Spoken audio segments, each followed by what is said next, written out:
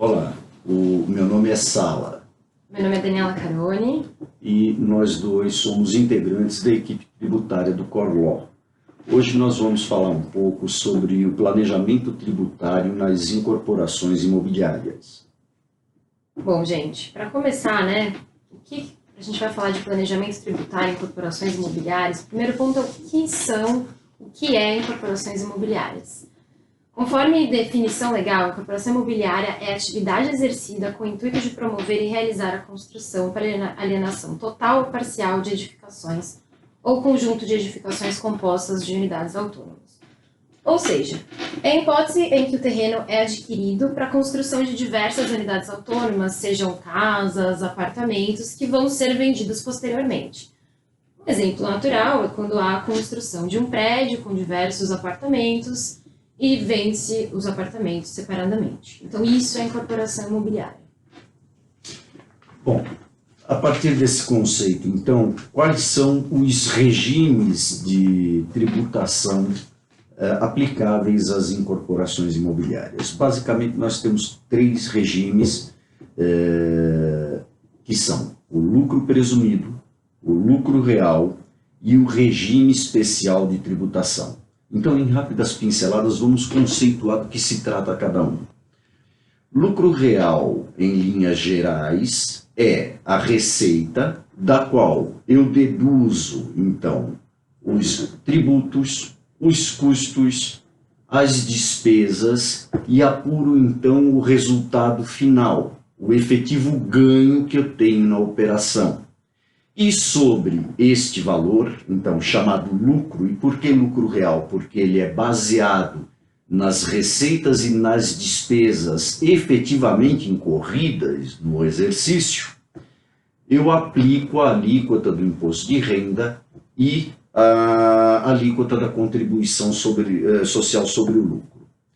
O que o distingue do lucro presumido é que o lucro presumido não se baseia naquele cálculo de receitas diminuída das despesas, custos e tributos. O lucro presumido, como o próprio nome diz, é uma presunção.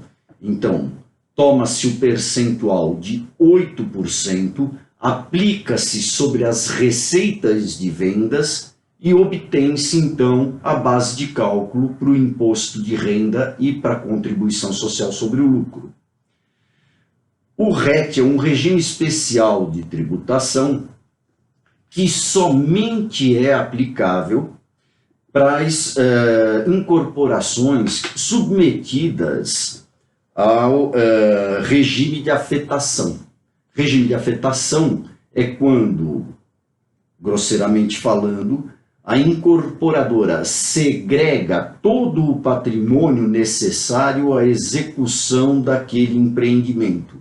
De forma que, caso ela venha a não conseguir honrar todas as suas obrigações, aqueles valores destinados àquele empreendimento específico estão preservados. Então, ela pode, inclusive, falir, mas a obra prosseguirá sendo erigida exatamente porque todo o patrimônio, todas as necessidades financeiras daquele empreendimento foram preservadas, foram separadas. Então, é isso que se entende por patrimônio de afetação.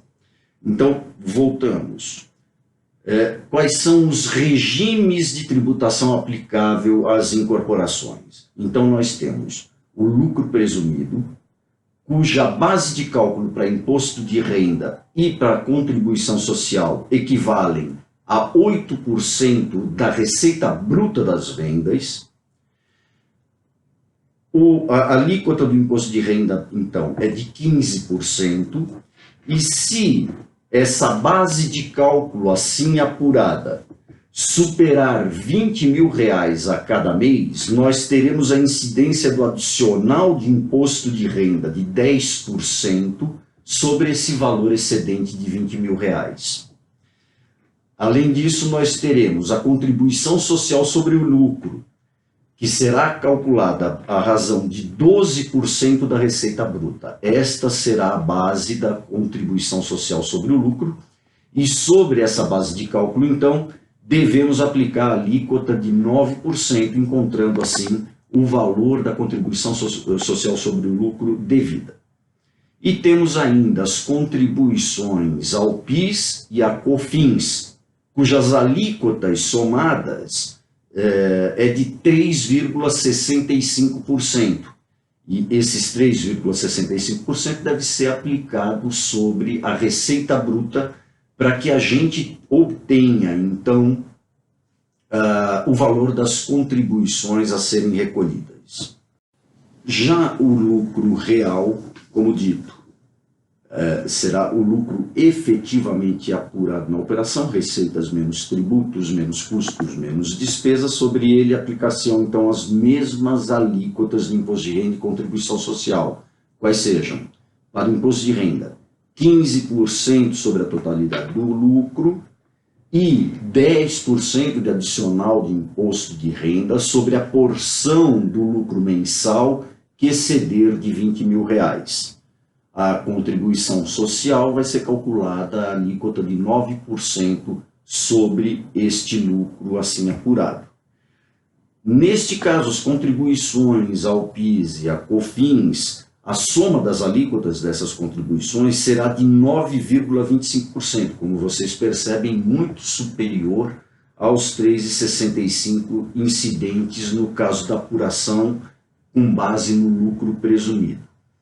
Em contrapartida dessa alíquota mais elevada das contribuições PIS/COFINS, o contribuinte tem o direito ao crédito das contribuições incidentes sobre os produtos e serviços que ele adquirir. Então, por exemplo, no caso de uma obra,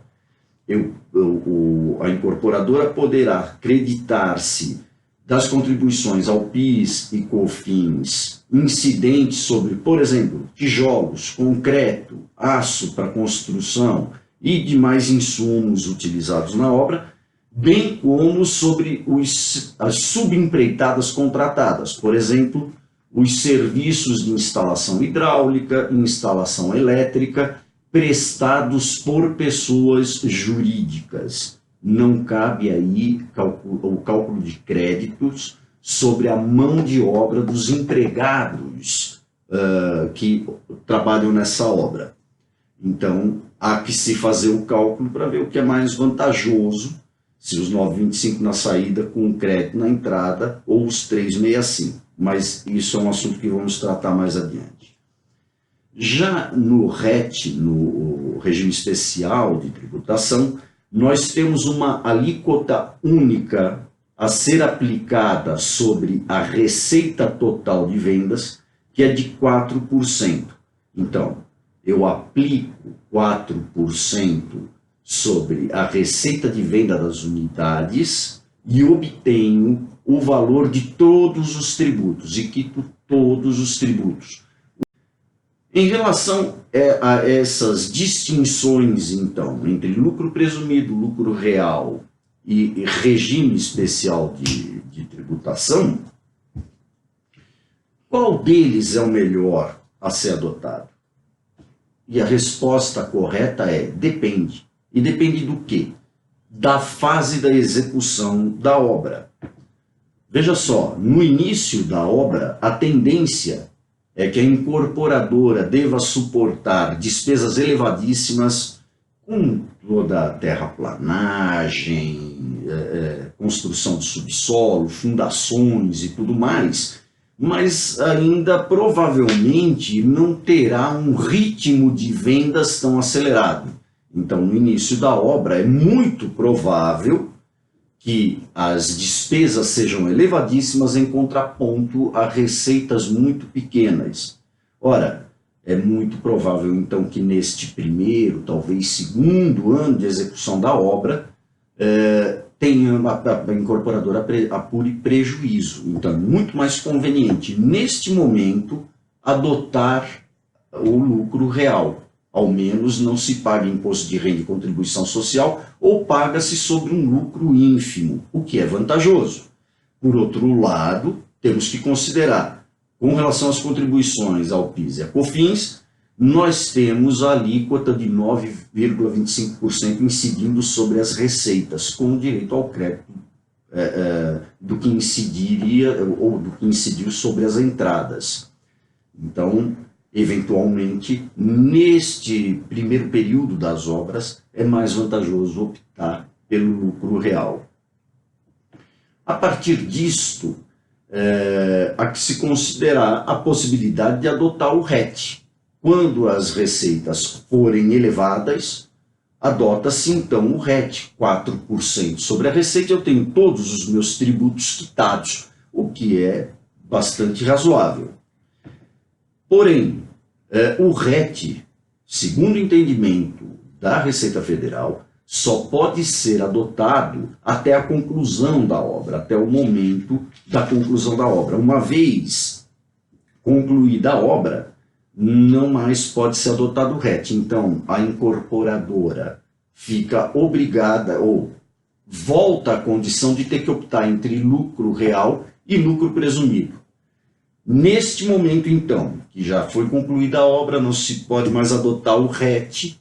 Obviamente, será mais adequado adotar o lucro presumido. Por quê? Porque teremos receitas elevadíssimas e despesas ínfimas. Quase nenhuma despesa, já que a obra já foi concluída. Então, a lucratividade nesse momento será muito elevada, tornando mais vantajosa a adoção do lucro presumido.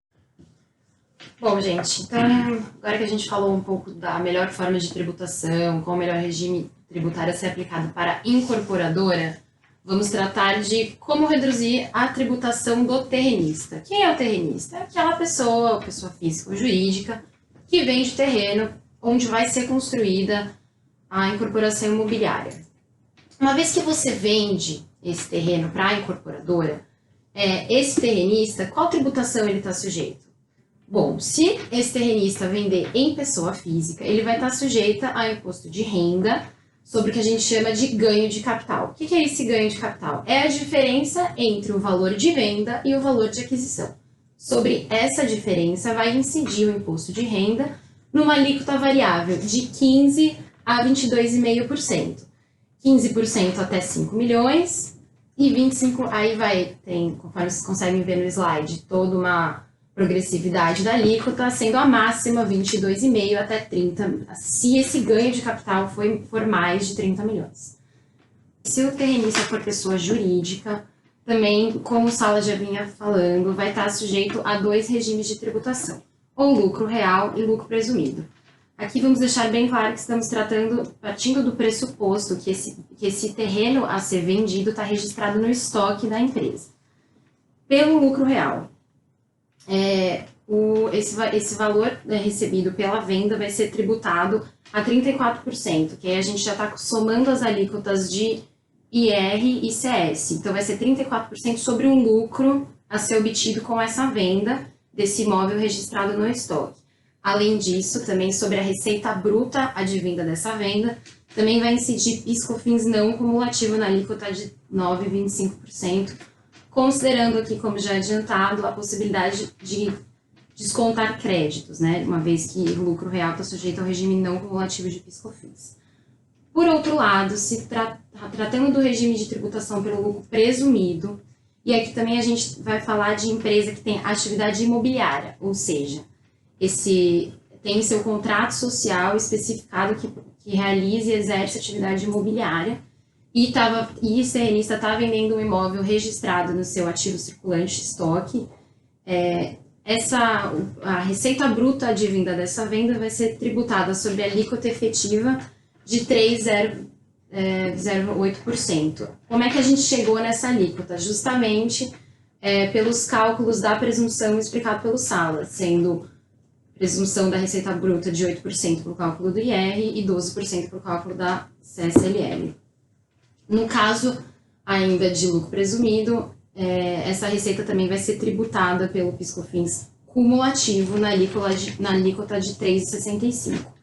Bom, nesse cenário já dá para perceber, comparando a tributação da pessoa jurídica lucro real e lucro presumido da pessoa física, que é o regime mais vantajoso, por óbvio, seria que adequar esse terrenista no lucro presumido de empresa com atividade imobiliária, porque vendo as alíquotas efetivas, estamos falando de 3,08 mais 3,65 sobre a receita bruta, comparado no lucro real com uma alíquota de 34% sobre o lucro, mais 9,25% sobre a receita, e numa pessoa física de 15% a 25% sobre o ganho de capital.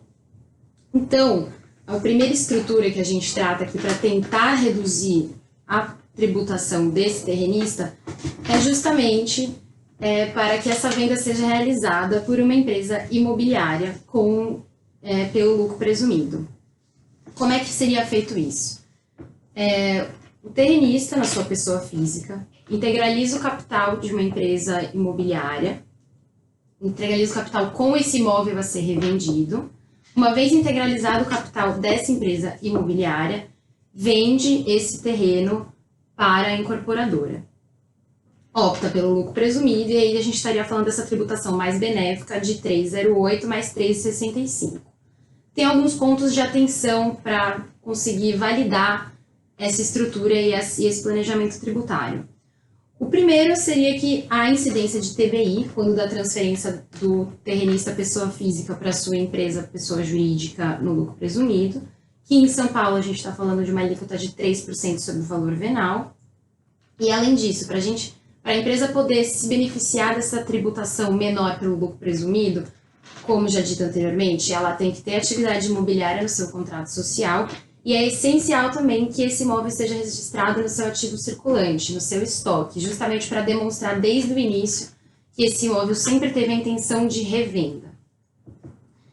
Outro ponto de atenção também nessa estrutura é que há chances, há possibilidade da Receita Federal entender esse planejamento como indevido. Então é importante se realizar essa estrutura de forma a demonstrar que tudo isso foi criado não somente para uma economia tributária, mas também demonstrar um propósito negocial.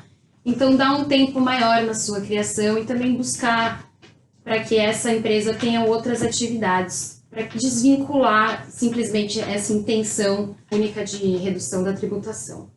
Além dessa possibilidade, dessa primeira estrutura, que seria transformar o terrenista em pessoa jurídica a ser tributada pelo lucro presumido, também trazemos outra possibilidade, outra estrutura de redução dessa tributação do terrenista. No primeiro caso, a gente fez o terrenista se transformando numa pessoa jurídica, lucro presumido, e daí vendendo esse imóvel para a incorporadora. Nessa segunda estrutura, a gente teria o terrenista pessoa física trazendo esse imóvel, incorporando o patrimônio de uma sociedade, ou sociedade em conta de participação, ou uma sociedade de propósito específico, que é a SPE.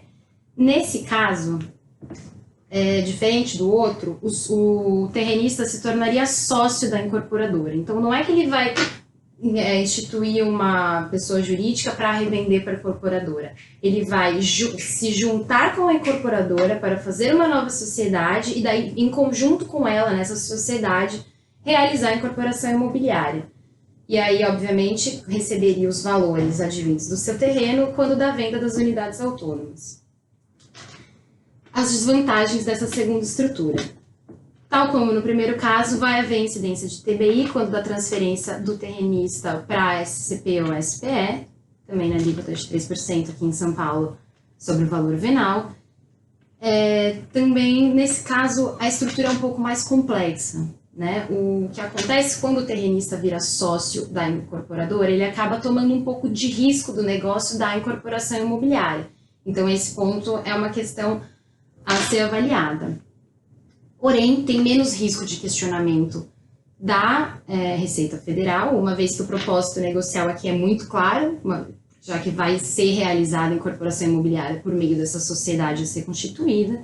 E também há a possibilidade de se reduzir ainda mais a tributação. Então, pode-se optar pelo lucro presumido, que tem aquela tributação mais benéfica que a gente estava falando, de alíquota efetiva de 3,08 de IRCS mais 3,65 de PIS/COFINS, ou ainda tem a possibilidade, como já vai estar se falando de uma sociedade que vai realizar a incorporação imobiliária, também pode-se optar pelo RET, que aí a empresa estaria sujeita àquela tributação de alíquota exclusiva, única, de 4% para IR, CS e PIS/COFINS. Então, essas são as duas possibilidades que vemos, duas estruturas que vemos para reduzir a tributação do terrenista. Importante falar, que eu não falei anteriormente, tudo que for voltar dessas empresas, seja na primeira estrutura ou seja na segunda, o lucro dessas empresas que for retornar para o sócio terrenista, pessoa física, vai ser por dividendos, que por hora ainda não é tributado, é isento de IRCS. Então, a única tributação se daria na pessoa jurídica. Bom, e no caso de permuta, o que seria mais conveniente fazer?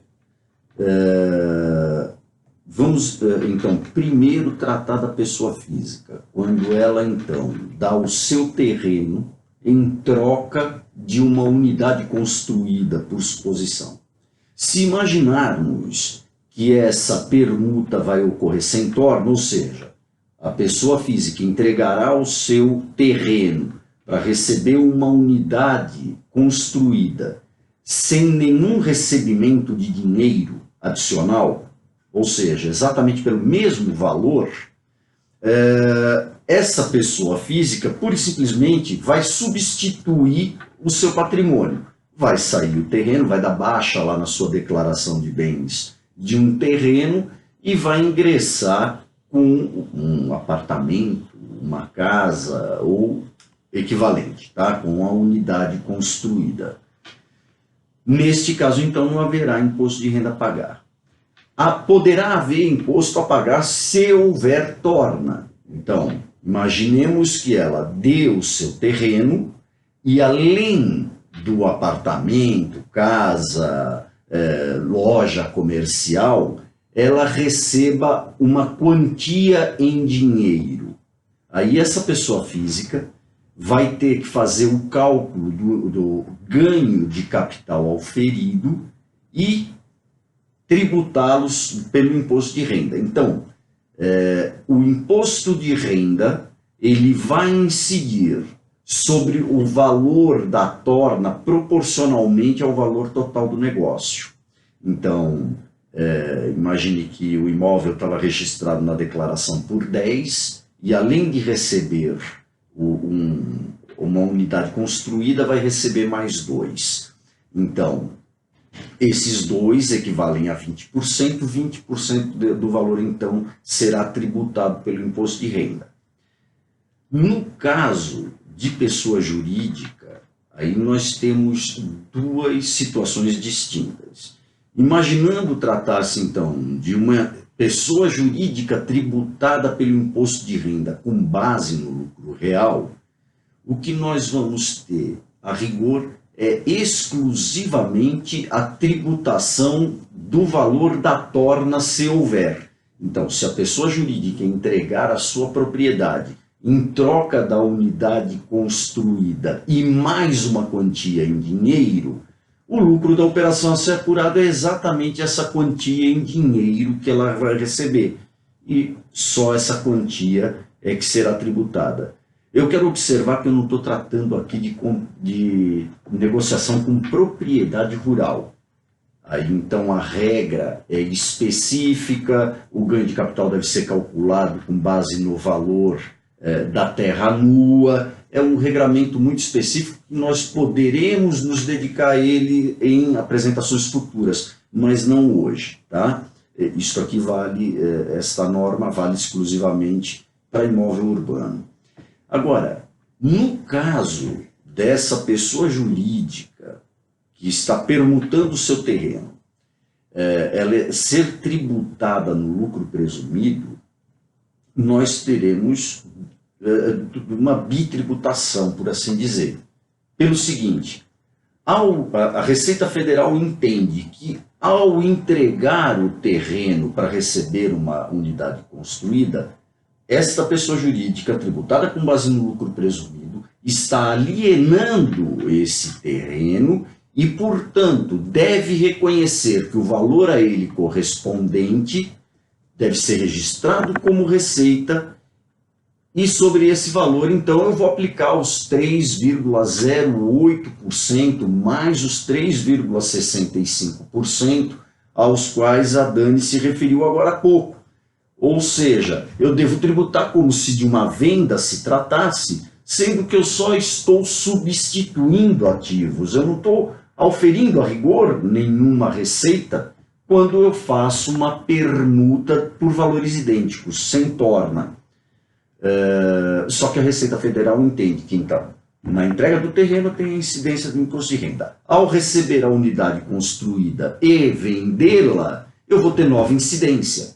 Vejam que eu só troquei de ativos e tive 2 vezes a incidência de imposto de renda, contribuição social, PIS e COFINS.